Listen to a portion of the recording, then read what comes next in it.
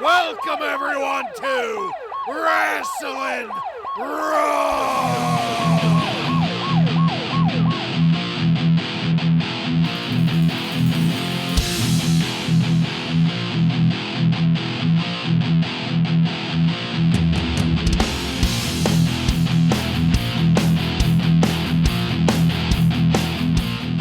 You're listening to Wrasslin Raw, the podcast that takes you back to when the World Wrestling Federation developed a little bit of an attitude. Thank you for joining us. You're here with Ryan Arico. I got a question for you two this week. What do the 96 Olympics and Jake the Snake have in common? Oh my they God. both got bombed. Such a tasteless joke, too. Oh my God. Joe Giammatteo. Piper for Prime Minister. I'm the one and only Jason Bartlett, and we're going to examine WWE history, one episode of Raw at a time. In this episode of Wrasslin Raw, we're going to be talking about Raw Championship Friday. Raw Championship Friday aired on September 6th, 1996, and was recorded at the Civic Center in Wheeling, West Virginia, and features Jim Ross and Kevin Kelly on commentary. Are you guys ready? I'm ready. Ready? All right, then, let's get into it. When you think of a great champion, then this man naturally comes to mind. And naturally, that's Shawn Michaels, because whenever anybody anywhere thinks of a great champion, that's the only possible option. The most resilient. That's true. There's new words. Yeah, we need to look at how he is strong, beloved, courageous, unquestionably one of a kind. And in contrast, we have the challenger tonight, Goldust, who is, quote, a lunatic on the edge of magnificence, which I thought was a fantastic line. It was. And so was the lead-in into Goldust when he says, and this man is surely the antithesis, you know? It was just such a great setup for him. I love when they use movie trailer guy to do these intros. Yeah. That's the first thing I said at the beginning of this was, could you imagine how much worse this would be if it was Todd Pettingzoo in his voiceover? Yeah. Vince is okay, but the movie trailer guy he's next level. Vulgar. Disgusted. Dark and ominous. Bad blood. Goldust's cherished battleground is his opponent's psyche. Call him weird, repulsive, psychotic, but after tonight, we may have to call him champion.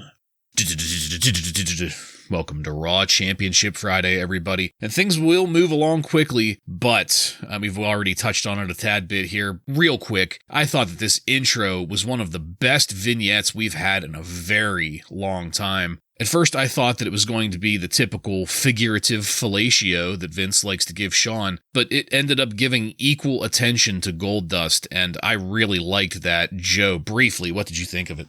Sure, yeah, very tasteful and exciting way to start an episode of Raw after being off for 2 to 3 weeks from the U.S. Open.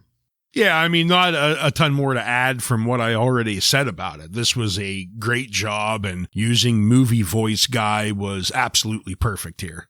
Yeah, agreed. As I said, things are moving quickly, though, here as we now go into our first match of the night.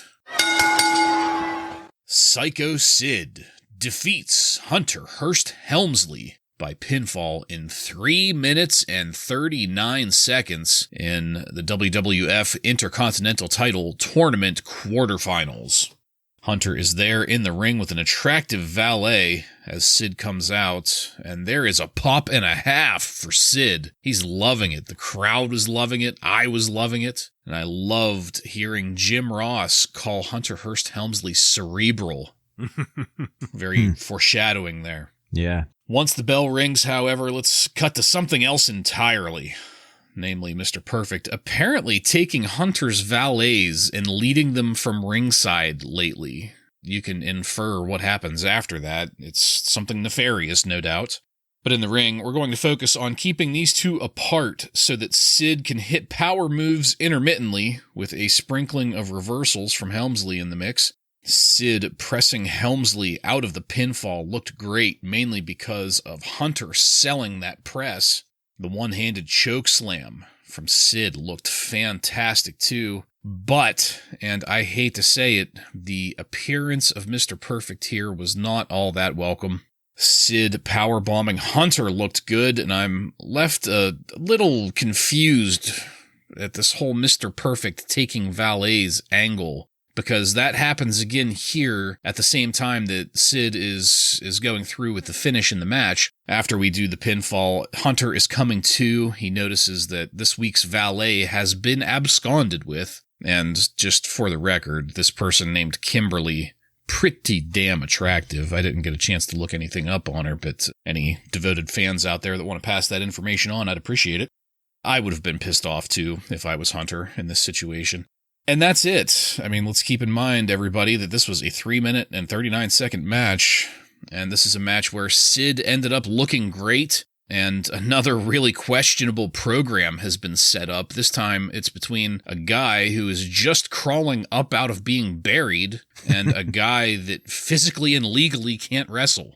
Joe, what did you think of it? I mean, if he's still kind of getting buried, he's great at doing it. I mean, I fucking love Hunter Hearst Helmsley. His fundamentals are just so spot on. Selling the shit out of a power bomb from Sid. Selling a one-handed choke slam better than anyone I've ever seen. Yeah. He does that knee drop, too. That is just fucking textbook. It's like something in a video game. It's just like perfect looking every time. So yeah, just really, really good stuff from Hunter here. And man, he's really putting Sid over. Not like he needs it, but he really put him over here. I'm going to start off with how great it was, starting the match off, because we come right from the entrance into this match. And I hear it's just Kevin Kelly and JR. So we don't even have a 3-man booth this time. So I was very excited about that. And I was also excited to see Helmsley here, since I think this is the first time since the curtain call that, he's been pretty much a ghost since then. So it was nice to see him finally coming back to television. Another thing that was interesting was, including the title screens and the transition screens. The WWF went all out for this special Friday Night Raw. They had like new graphics and they definitely were trying to make it a special event. Stuff like that kind of help it. Once it starts, though, this was just Helmsley putting Sid over as much as he can. We've mentioned Sid can struggle in the ring at times, and there were a couple kicks here to Hunter's midsection that even Hunter at his best couldn't make look good, but the rest of the match, it looked great. Joe, you pointed out the way that Triple H just sells all of these different moves, and it's a perfect example of taking something over the top, but not quite crossing over into cartoon land. He balances that line perfectly, and he makes for a pretty entertaining squash match here from Sid by making Sid look fantastic. I loved Sid doing the sign of the Father, Son, and the Holy Spirit over top of Hunter's lifeless body, and yet he's the babyface here. Well, he is the master and ruler of the world, though. Yeah. He is. So yeah, I guess Hunter hasn't quite worked himself out of punishment yet, since he did have to job pretty hard out to Sid here, but hey, at least he's back on television. Yeah, 100% agreed on that. And I think I've come across the Sid formula. Step 1, make Sid a babyface. Step 2, keep his matches to under 5 minutes. And Step 3, make sure that he can get his shit in, his shit being power moves, and then have his opponent just kind of dodge and weakly reverse him throughout the rest of the match. It all works together in this. I mean, it really helps that Hunter is such a good worker for him, but after seeing this, it's kind of interesting that they're going to put the title on Sid in less than a year, because he doesn't really need it at all right now. Yeah, fantastic point. Somebody that also didn't need a title because he got it taken off of him due to medical reasons. That's Ahmed Johnson.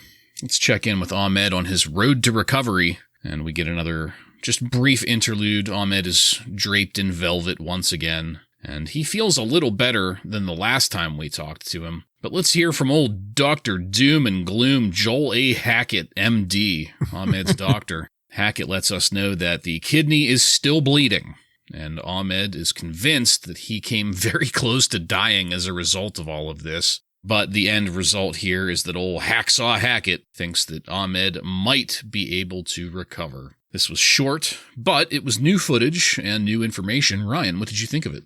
I'm glad that they're keeping us up on what's happening with Ahmed Johnson here, because before he had to give up the title, the fans were starting to get behind him. But Dr. Joel A. Hackett was a little bit odd at the beginning. He's holding this small plastic kidney like directly in front of his face, so you couldn't see him talking really. So that was a little bit odd. And then Ahmed Johnson has moved into a corduroy's robe now, or a turquoise corduroy robe. So it was good to see he's wearing turquoise since, that is the color of healing. Yeah, for me, this stuff is just so overly dramatic that it's still making me wonder, like, how real it is. Yeah. Like, I know Ahmed has a real injury, but, like, how serious is it? They're making it sound very serious, but who knows? Yeah, that's the feeling that I got from it too, because the way that the video footage was timed up, just as Ahmed was saying that he thought he came very close to dying, is whenever they showed video footage of him in his second match up against like 4 people all kicking the shit out of him all at the same time. I think if you were close to dying, you probably wouldn't have been able to take that beating and work that match like that. But we'll leave Hackett and his plastic kidney models to go now into our next match. The Wild Man, Marc Mero, with Sable, defeats Stone Cold Steve Austin via disqualification in the WWF Intercontinental Title Tournament quarterfinals. Brian Pillman will be joining Kevin Kelly and Jim Ross at commentary for this match. Very interesting to see how Brian Pillman did commentary throughout this. I got the feeling that Pillman was deliberately trying to get his shit in, but also not take away from the match. Maybe I'm just imagining it, but it almost felt like a bit of a mutual respect for what Austin was doing. Sure as shit wouldn't have been for what Mero was doing. Did you guys notice that they replayed Mero and Sable walking to the ring? I did not. Yeah, I did not see that. They used the same footage twice. Are they still doing the stupid Pulp Fiction... The Watusi? Yeah. Not as much, I don't think. Because I haven't really noticed it lately, but I saw Austin mocking it. Yeah, I was going to say, I have that written down, that it was hilarious to see Austin mocking the Pulp Fiction thing. Pillman, on commentary, claims to have information on Bret Hart. And just a quick question for either one of you, if either one of you knows the answer to this. How many times now have we seen Mero versus Austin? Oh, my God. Too many. 3 at least, right? On television. Okay. Yeah, I mean, I have noted here I'm so sick of this, and I'd rather have more Savio and Stone Cold matches. Oh, yeah, for sure. Yeah. Well, Pillman also gives us the news that Bret and Owen Hart have reconciled. And I hate to admit it, but I have been so focused on Pillman and commentary up to this point in my notes that I barely paid attention to the action in the ring. As we went to commercial, I came back to that previous question that I just asked. How many times have we seen this already? Because not a bit of this feels new or original. Jim Ross calls a reversal drop onto the ropes by Austin the stun gun. That was a little odd. To her credit, Sable was a lot more animated here, cheering for Mark. I could almost believe that she has value in this match other than just her appearance. And then the finish comes. There's some bullshit involving the referee that I honestly couldn't explain at first. It looked to me like Austin threw the referee out of the way, but in a later replay, apparently Austin was putting the referee in between him and Mero. The end result here is that Mero wins. I didn't care at all. After the bell, Mero and Austin keep brawling. Officials arrive to pull them apart. Do you care now? Yeah, well, no. That was the big takeaway for me here. I did not give 2 shits about this match because once you've seen one mild man match, you've seen them all. And in this case, we've seen him in Austin. I thought it was at least 4 or 5 times already. Maybe it just feels that way. There was just nothing new to see here. Ryan, what did you have on this one, please? Yeah, starting with Brian Pillman coming down the ring, I was excited to see him. And I was also excited when he told us he had news about Bret Hart and saying that he's going to get the official word from Bret Hart if he's going to come back. So that's very exciting. And Pillman follows that up with saying, he would know because he trained in the dungeon and was basically an adopted family member of the Harts. I thought that was a nice little tale to set up his credibility and why he actually would know Bret's thoughts on coming back. So that was good to see. That was one of the last good things to see, though. And I don't mean that the match was really that bad, and not even, especially from Stone Cold. They worked pretty fast. It was a fast-paced match, but like you said, how many times could we see this? It's never great. It's never as good as the Stone Cold Savio matches that we get. Like you brought up, sure, we'll watch those again because even though it's old hat, they find a way to switch it up enough that it looks different, where this is just a replay of any other mild man match, except that we end it with a disappointing ending with a disqualification. You make it even worse. Nothing exciting here, and it's a shame that they're putting Stone Cold through this right as he starts to climb up the ladder. He's kind of stalled out here in a Marc Mero feud. Yeah, the Hitman and Stone Cold feud can't come soon enough. Yeah.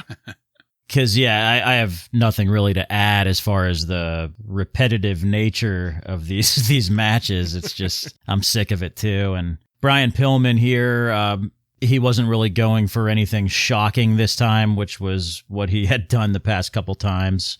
But really doing a good piece of storytelling here, because this almost makes me think that he's kind of planting the seed for that Hart Foundation stable. Yeah. Brian, like you mentioned, he's telling us, like, here's my connection to the Hart family. So nobody's going to wonder, hey, why is Brian Pillman with Bret Hart? So that's really good stuff. Yeah, I don't really have much to say about the match. I mean, we didn't see anything different here other than, I guess, Sable's new barbed wire outfit that shows off that 1-2 punch. Well, one thing that did come of this that was enjoyable for me, at least. I'm not sure what you guys might think of it, but whenever I was going over the online information, the match card for this particular event, it was talking about the pull apart at the end of this. I said that once the DQ happened, the mild man came back in the ring and the officials came down to pull them apart. And that blonde guy was there that we've mentioned many times. Yeah. So it just so happened that in the match card notes, they named him. Oh, I have a name for blonde guy. That's Rene Goulet. Oh, I've heard that name. Yeah, so I didn't get deep into him for any of our listeners out there that would maybe want to, take a bite out of me for saying this and keeping it brief. But, he's got a very storied and lauded past. One of the highlights that I saw on him in my brief lookup, if he didn't have the first match, he had one of the first matches in the NWA with Ric Flair. He was supposedly known as being such a strong hand that he would be the guy that would break new talent into the business, into the NWA and the territory system. He was mostly in the AWA a lot, and also, up in Canada. Now that we know his name, he can go back to just blonde-haired guy. That's a mystery that's bothered me for years, and I could just never think of the right search terms to figure it out who it was, and lo and behold, it falls in my lap. Rene Goulet. Well, guys, this next segment had me just thinking about both of you and how you might react. It's the Foot Action Slam of the Week featuring the Pittsburgh Steelers. And the opening montage is of Cordell Stewart and then Coach Bill Cowher getting bonked on the head with a graphic football. Really working it well, too. I mean, he looked very shocked. The Slam of the Week was Sid powerbombing Helmsley earlier this evening. Well, it was 3 weeks ago, really, so... As Joe has pointed out in the past, that apparently means that the rest of this episode will be shitty in comparison. We come back to Jerry the King Lawler dancing a jig in the ring, which fits with that whole the rest of this episode will be shitty prediction. But he's there to interview Mark Henry, who is coming out. And the first thing that we're going to do in this is make a shitty Jake Roberts alcoholism joke. I believe it was the one that Ryan led off with at the top of our episode here. More than just shitty. My lord. This bombing happened, 2 months before this episode? Yeah. Like, my lord. People died in that. Yeah. Well, that continues briefly until it's time for Mark Henry to drop a couple lines, and he does pretty well with it, stating that he doesn't like the King, he doesn't like Vader, he doesn't like quite a few people in the WWF. Lawler challenges Mark Henry to a match. Henry ends up accepting. That's a paraphrased version of it because Lawler just drew that out much longer than it needed to be. But I just wanted to note here that, again, this was a gross oversimplification of what happened. The interview with Mark Henry was fantastic. For someone that just signed with the WWF, I will readily admit that Henry still needs to train as a wrestler, and, you can tell that up until this point, he hasn't really cut a promo, but with all of those things as a given, Mark Henry did a phenomenal job punking Lawler out on the microphone here. And as we cut to commercial, that's going to end this segment. So, Joe, please, what did you think of the Slam of the Week with the Steelers and also Mark Henry's interview debut here? Well, I mean, being a Pittsburgh guy, I love seeing Slash and Coach Bill Cowher there. But they were showing off these shoes that had the word air really big on the side. And I remember those shoes being very popular, and apparently they were called Air Much shoes from Nike. So they probably go for a ton on eBay right now. Yeah, that was very nostalgic to see that. That was pretty cool. The Mark Henry and Jerry Lawler stuff, I need you guys to remind me, because there's been so much bullshit with Jerry Lawler doing this bad comedy stuff that... There was one thing that he did that was pretty good because he wasn't joking around, and I can't remember what it was. Oh yeah, he cut a promo on someone. I can't remember. Yeah, I'm not sure. It was a couple months ago. I just really wish that they would. And Mark Henry's a perfect person to do it with, where Lawler could have a legitimate program, but not do the stupid the bad comedy. Mark Henry is a legit, he's the fucking strong man. This guy's legit. He's not a joke, Yeah. We could have something going here that's serious, but something tells me that it's just going to be tasteless, terrible comedy and just a big buildup like we got with Jake the Snake and Toe Mane Poison and all that other stuff. I'm going to start off with the Steelers. It was great to see Slash and Coach Bill the Chin Cowher there. You got to see the chin on full display. That was just fantastic to see, including the shoes, Joe. I agree. The moment I saw them, I was like, oh shit, I remember those shoes. Then we get to the Lawler Mark Henry segment, and I couldn't believe that the King made this joke, to be honest with you, because I knew it had to be fairly close. So I was like, how close was that? I was like, this is 2 months after it. The guy's making a tasteless joke about it being bombed. My lord. But Mark Henry did a great job. He is extremely green at this point, but as far as his mic skills, he doesn't seem like he's going to need a ton of work there, but his in-ring work, that's going to be something else that we're going to have to see. And he even tries to tell us that he's too green, he's not ready, he needs to train more. So that's not a good sign that he says that. But we end this with the King egging him on to agree to fight him anyway. So I agree with you, Joe. It's going to probably just end up being a bunch of stupid antics again and not something all that great. But seeing Mark Henry out here was great. I really loved that. Yeah, he came off very real. He wasn't faking anything. Yeah, that's a great way of putting it. quick question for anybody that wants to answer. For those of us that are not football fans or Steelers fans, what's with calling Cordell Stewart Slash? He was able to play many positions. So it was like he was a quarterback / running back / receiver. So Slash. Yeah. Tweener. He was a tweener. Yeah. Okay, thank you for that. We come back from that commercial that we ended at and go straight into our next match. Mankind with Paul Bearer defeats Alex Porteau by submission in 2 minutes and 6 seconds. And Ryan, Alex Porteau, that's a name that's somewhat familiar.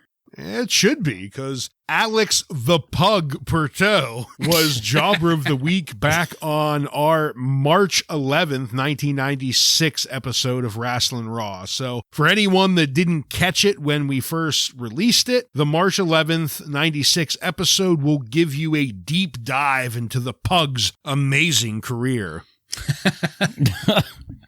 Thank you for that. It was funny to see Porteau try to hook Mankind at the start. That didn't go well for him.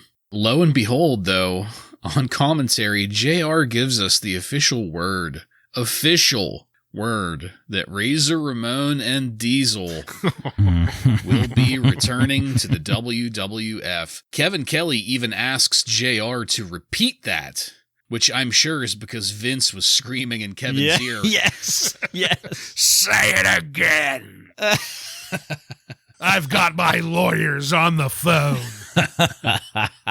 I loved the visual of Alex Porteau hanging out through the ropes in front of Paul Bearer. Paul Bearer looking on with approval. And that's pretty much all there is to talk about. Alex Porteau tries to get his shit in and is mostly successful, but this is a 2-minute match that did a great job of getting Mankind over, or maybe I should say keeping Mankind over. Joe, what did you think about it? Yeah, I thought it was fantastic. It really helps build up Mankind as a legitimate threat versus Shawn Michaels coming up here in a couple weeks. He just beat The Undertaker a couple times, and now he's continuing to beat up on this enhancement talent. So that's what you're supposed to do when you're trying to build a legitimate threat to your ultimate babyface. So good stuff here. Really funny about the Diesel and Razor thing because we know what's coming there. He also mentions that Sal Sincere is going to be having his first Raw match. So I remember who Sal Sincere is, but I don't really remember much about him or his matches. So that'll be funny to see. Yeah, this match was very, very short, but Mankind immediately starts to dismantle Alex. And while he's doing that is when JR informs us about Diesel and Razor Ramon making their way back to the WWF. And writing my notes, I let out a loud sigh because, as we said, we all know what the fuck's about to come with that. This was just a standard enhancement talent match, and we've mentioned it on other occasions, but Mankind, for the shape that he's in, his moves just look fantastic. They're just crisp and authentic looking. Even with a jobber like this, he's able to make them look great. And he's way over. This match, after coming off beating The Undertaker twice, here's a nice, easy squash match for him. And to put a cherry on the top, he's got the most beautiful man in wrestling on his side now. Paul Bearer, seeing him at ringside with Mankind, just, as much as I love him with Undertaker, it still brings a smile to my face seeing him here. So just a standard jobber match, but it did everything it needed to do. Yeah, where was this kind of strategy whenever Vader was coming up? We've said it multiple times, but here is a prime example of the system working as it should. Someone there apparently knows how to do it, right? Yeah. And just for the record, I mean, I don't remember Sal Sincere at all in the WWF. But I did, once I heard about it, I thought it was maybe somebody else. I was a little confused, so I looked him up. And those of you out there might know him as Johnny Gunn from WCW or ECW. That really doesn't help me out all that much, but apparently that was his name also in those other promotions. So I don't know, maybe we can get some good stuff out of him. Well, guys, I can't believe I'm about to say this sentence out loud. Sycho Sid, at the urging of his new friends, the Special Olympians, decided to challenge an elephant to a tug-of-war. And it sounds like the premise of a children's book, but no, this really happened. And I have to think that Sid wasn't even really trying too hard. There was a lot of slack in that rope by the time the victory was given to the elephant. Are you saying it was a work, bro? Well, I think this elephant is a pretty good worker, to be honest with you. the Special Olympians refused to believe that Sid could lose to an elephant and called for one more time. Only this time, the Special Olympians jumped in to help, and this time the elephant walked backwards and allowed them to win, which surprised the hell out of me because for some fucking reason, I didn't think an elephant could walk backwards. Oh, those fuckers are smart. Well, you know, like that thing from Shaun of the Dead, you know, a dog can't look up. For some fucking reason, I thought an elephant couldn't walk backwards. But the Special Olympians loved their victory. Sid loved the victory. It was a great time. Just to maybe put this into some context, there's a pretty big event going on up in Canada that the WWF was at, and somebody gave Doc Hendricks the keys to a golf cart. This live event that we're building to here in this segment, it was a special event. I'm assuming it was like a charity fundraiser for Special Olympics. Pretty big Special Olympics tie-in here regardless. They weren't too clear about a lot of the specifics here. There was a great video montage of all of the different superstars taking part. There were autographs being signed. Stone Cold Steve Austin was there looking like he was just annoyed at his presence there. Mr. Perfect was on the microphone complaining to the crowd that he isn't wrestling anymore. Roddy Piper showed up to work the crowd. Sonny and Sable were there with their respective human accessories, Farouk and the mild man Marc Mero. And as fun as that all was, it couldn't last forever, as we came back to the ring to see Bob Backlund there with a microphone. Backlund is already a negative, I yeah, guess. I mean, the groans from the peanut gallery. The fact that he's speaking, right? He's got a microphone in his hand. I went negative immediately. In all honesty, this might have been like the most annoyed I've ever been by Bob Backlund. This was something special. Yeah. And not just because of him. Yeah. So to address that, Backlund is here to bring out the Iron Sheik. Kind of. Yeah, kind of. He strung some words together to allow the Iron Sheik to come out through the entryway. You know, it was great to see Sheiky Baby actually able to walk, which is much better than where he's at right now. But the Sheik is going to be helping to train Backlund's new wrestler. Did you guys get the name of Backlund's new wrestler? I don't think they told us yet. They didn't tell us. Okay, just wanted to make sure because once Sheik came out, Sheik got on the mic and Sheik started going. And I couldn't understand most of what Sheik was saying here. And now to break. He went on so long that they broke to commercial while he was in mid-sentence. I laughed out loud. The commercial that they broke to was new and for the new fall season of WWF Raw, which just strikes me as odd because like they don't really take breaks. So what does the season matter? And we never got to hear just who or what Backlund and the Sheik were talking about. But Ryan, what did you think about Sid taking on an elephant, Backlund and the Sheik, and everything in between? To start with the Sid thing going on here, they started the segment saying it was Canada's national fair. So I don't know if it was a charity event. It almost sounds like it was a smaller, almost like a world fair, but Canada's national fair. So I just think it was a giant event that the WWF participated in. So you had the Special Olympics there. You had a bunch of the superstars just signing autographs for a bunch of kids. We see a giant arena cheering for Roddy Piper. So, you know, not being from Canada, I'm not sure what the national fair is, but it just seemed like a giant event in Canada. But everyone looked to be having a lot of fun, and so did Sid. Sid seemed to have a blast. So I guess, you know, good job WWF superstars promoting the name. Bob Backlund, I'm not going to spend much time. As I said, a negative for sure. The best part of this was seeing a woman hold up a rubber chicken in the crowd and scream.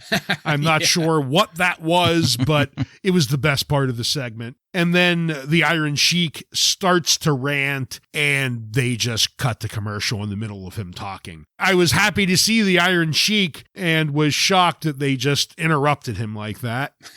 This new commercial was a bit interesting. It's a man, I guess, willing to kill himself to continue to watch Raw. Well, that'll get you excited for the new fall season. The Sid thing was fucking awesome. I loved it. He was in full character, just roid raging, and these special Olympians were cheering him on. They loved it. They loved it. They were up like hugging him and, you know, raising his arms in victory, and that was fucking great. I loved it. And then, yeah, the other stuff was kind of weird. It's almost like they didn't care about kayfabe a little bit, because like Undertaker was in his biker gear. A couple other people were just kind of wearing like, you know, street clothes or whatever, but seemed pretty cool. And yeah, Bob Backlund and Iron Sheik, it seems like they're making fun of the Sheik's poor English, which they've done in the past when he was a wrestler. The WWWWF.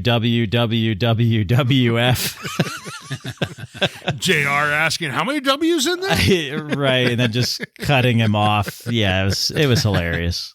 Well, I've got Backlund marked as a con here, and I tell you what, guys, the closer we get to Election Day, he's not doing himself any favors. No.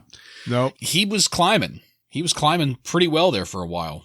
I mean, I gave the formula for the winning formula a few months back. He needs to stay off the mic. Yeah. Maybe if he did a spread in Playgirl magazine, that would boost his rating. One can only hope. Well, speaking of, let's go into our final match of the night.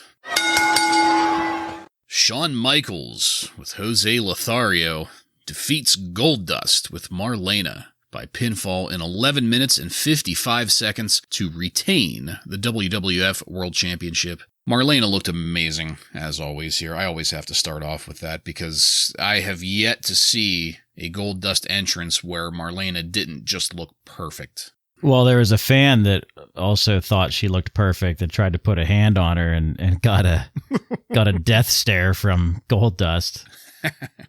We got a split screen from The Undertaker at the start of this. Apparently, he's got something going on with Goldust, and, you know, I sound surprised in saying that because I was surprised, and at first I really didn't understand it at all, but I'm guessing this is that, like, hint of a program that he gave a few weeks ago while he was still in his program with Mankind, even though he's now still kind of in his program with Mankind.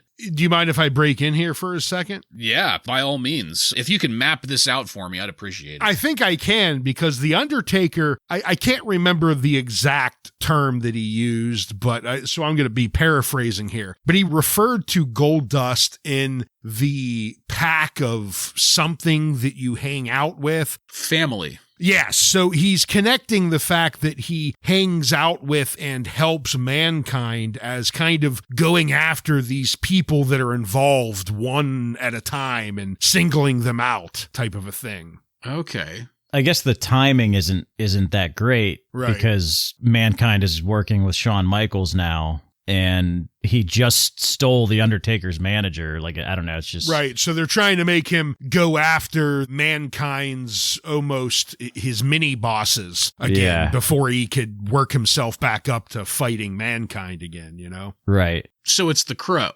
Yeah. Okay. It's like James Bond going after... It's like Mankind is Blofeld and Goldust is Jaws. Right, exactly. They kind of look alike. Maybe Goldmember. Yeah. When Shawn was coming down, I had a realization. I don't think Jose Lothario owns any other suit. I think that's the one that he has. The pyro and the stripping took forever as usual. They put it up on our screens then that Shawn posed for Playgirl. And we got some quick shots of that. And the match started off all right with some quick work from Shawn, but I said, ooh, baby out loud when Goldust did his baseball slide reversal into the uppercut and then followed that up with a stiff-looking clothesline. That was a fantastic sequence to watch. It was telegraphed, but beautiful. Yeah, I'm a sucker for that baseball slide into the uppercut. I don't know what it is about that, but every time he does it, I love seeing it. When Goldust put Shawn out of the ring, it was funny to see the big smear of gold paint on Shawn's abdomen. It looked like somebody had hit him with too much bronzer or something. We cut to a commercial on a 2 count. That was pretty fucking annoying. I was also a little annoyed when we cut to split screen because the action in the ring was looking good. But then I became less annoyed when I found out that it was going to be Mankind. And Mankind was there saying, "Sexy boy, sexy boy, got a little something for you," to himself in the dark. But we did spend a little bit too much time in that split screen, I felt. The double clothesline between Shawn and Goldust looked great there in the ring. That was timed perfectly. And then once again, we cut to commercial on a 2 count. But this commercial was welcome. It was a Mankind vignette getting us ready for Mankind versus Michaels at the upcoming Mind Games pay-per-view later on this month. And as we come back to the ring, Marlena is distracting Shawn, giving Goldust the chance to hit the curtain call. But Shawn reverses, goes to the corner, and there is a miscommunication as Goldust zigs while Shawn zags. But in the end, Shawn is able to hit the moonsault to get the pin and the 3 count. But that's not the end of things, as Mankind comes running out through the crowd. And I'm guessing that this is that whole, family maybe that The Undertaker was referencing earlier, but it's still it really hasn't been made all that clear. Ryan, you helped out a lot with clarifying that. Much ado is made about Paul Bearer smiling here in commentary. And I have to note that while we've talked about what this program is doing for Mankind and Undertaker and the way that it's changed their trajectories and changed their careers, something that we've left off in those conversations is the new direction that Paul Bearer can go in his character as the devious mastermind now that he's in his new role. And I thought that the way that they kept him on camera, the way that they talked about him, and the way that they showed him reacting to the action in the ring throughout this match really helped to build not just, the Mankind story that's ongoing, but also the Paul Bearer story. It's good shit there, pal.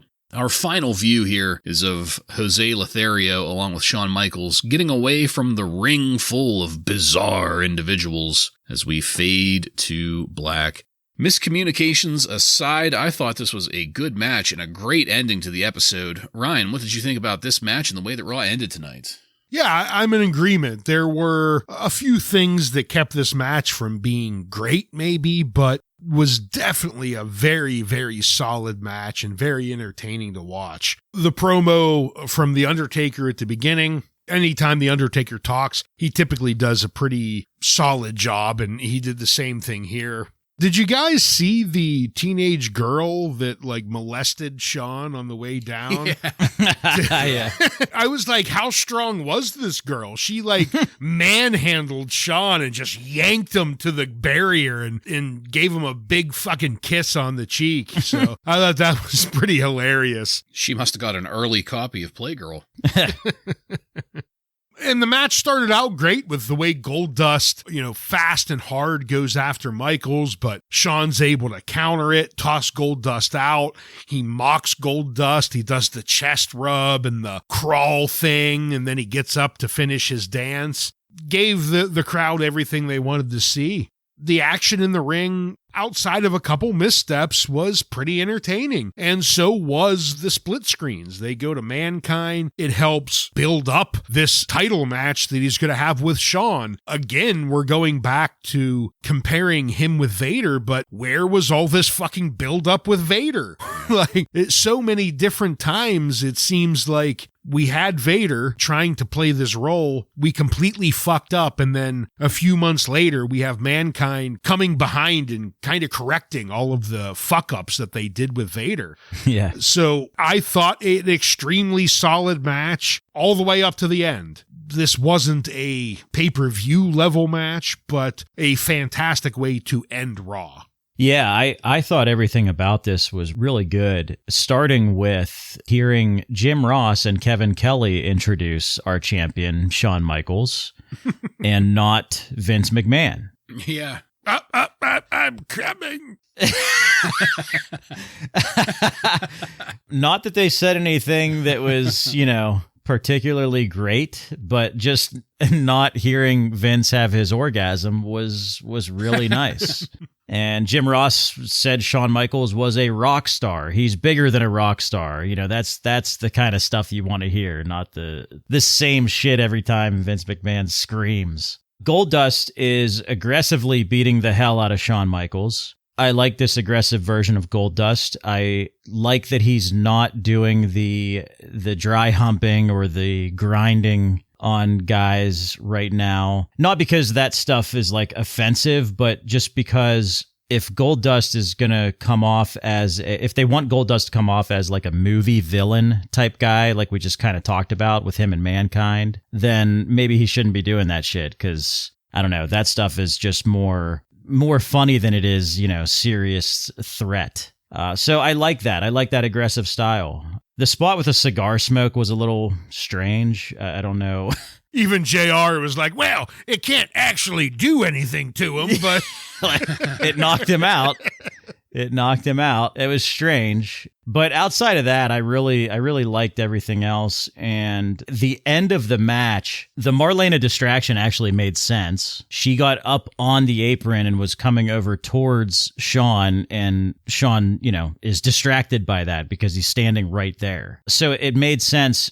That moonsault was a little wonky to finish the match. I wish he would have gone for the moonsault. Marlena distracts him. Then he hits the super kick for the win. I wish they would have reversed that. But either way, that's just being a nitpicking dickbag. So this whole thing was really good. And even the end with Mankind coming in, Shawn is running away from Mankind. Mankind is a legitimate threat at this point. Yeah. Shawn is running away. He's not starting a fight. He's running away from them. So I thought that was a pretty good way to end it. The Wrestling Observer gave this 4 stars, by the way. Oh. To kind of further highlight what you were saying there at the end in Shawn taking off, he didn't want anything to do with Mankind and Goldust in the ring, and compare that to the setup with Vader where he stayed in and stood his ground with all of Team Cornette, including Vader. And even at the start of their match that they had. Yeah. He was, it was really terrible. Further example of the fuck up they did with Vader. Yeah. Yeah, 100% agreed on that. Well, as I said, that was the end of our episode, so let's take it on over now to highlights and lowlights. Joe, please, why don't you take it first? Well, for my highlight, I really enjoyed that last match, but I'm going to go with the return of Hunter Hearst Helmsley in the ring. It's been a while since we've seen him, even though he lost in just a few minutes to Sid. I think that he did his job absolutely perfect. For a low light, it's kind of tough here. I think that this was a pretty strong episode. I guess I would go with Lawler's stupid jokes because they were terrible.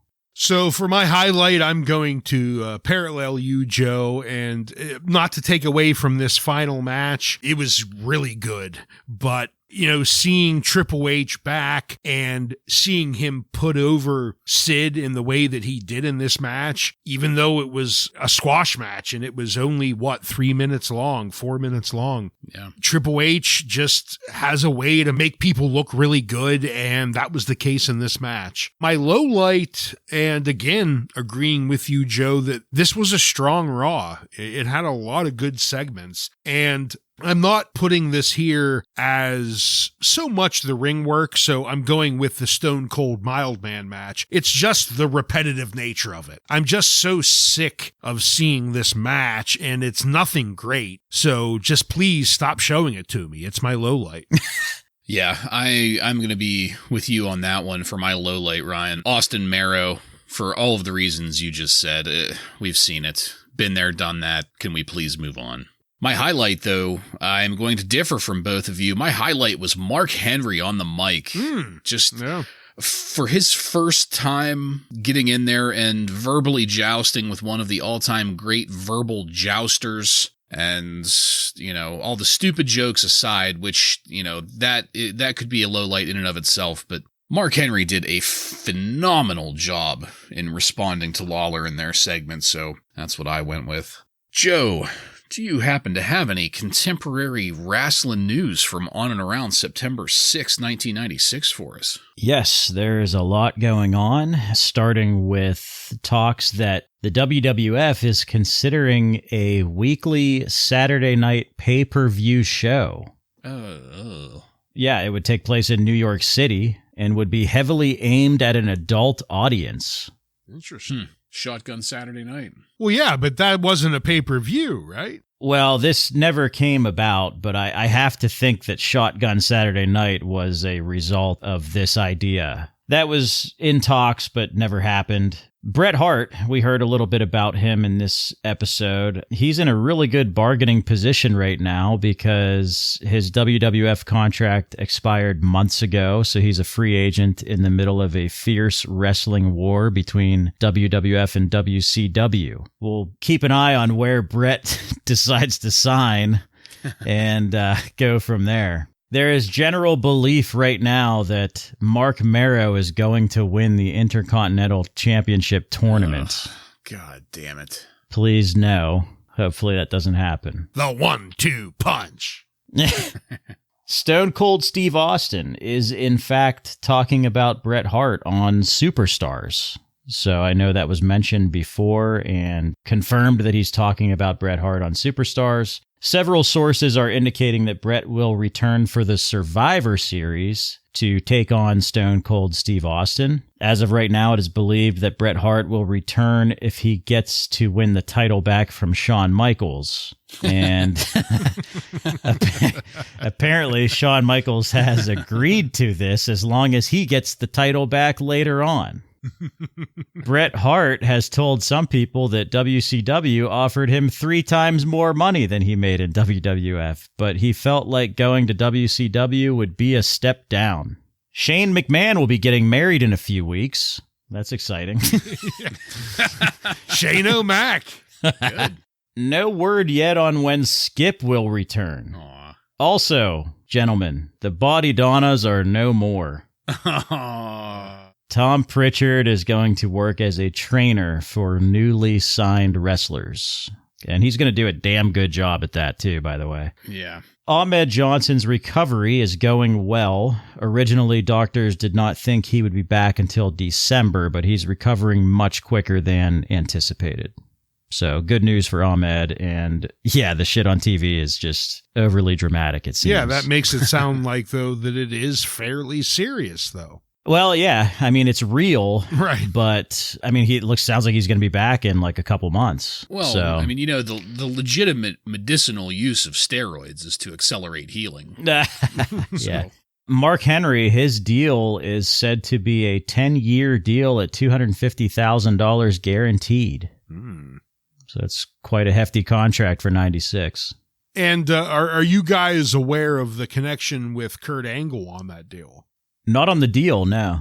They initially offered that contract to Kurt Angle. Oh, yeah. But Kurt Angle turned it down initially. So then they turned around, offered it to Mark Henry. He takes it. Obviously, Kurt Angle ends up coming into the WWF later, but he had to come in at a discounted rate and not quite the guaranteed contract. They did name drop Kurt Angle in this episode of Raw, mentioning that he was seen up in Connecticut, but they didn't elaborate on it. Yeah. Yeah, during the Kurt Angle smoking skull session with Stone Cold, he talks about that and how he initially passed it up. And if you read between the lines, you say, oh, so they then offered that exact same contract to Mark Henry, which he accepted it. Dave Meltzer also reports here that Kurt Angle received an offer from Linda McMahon as well as 2 Japanese promotions. So he was being courted. Yeah. There was also a plan for WCW to sign Davey Boy Smith, but that deal apparently fell through.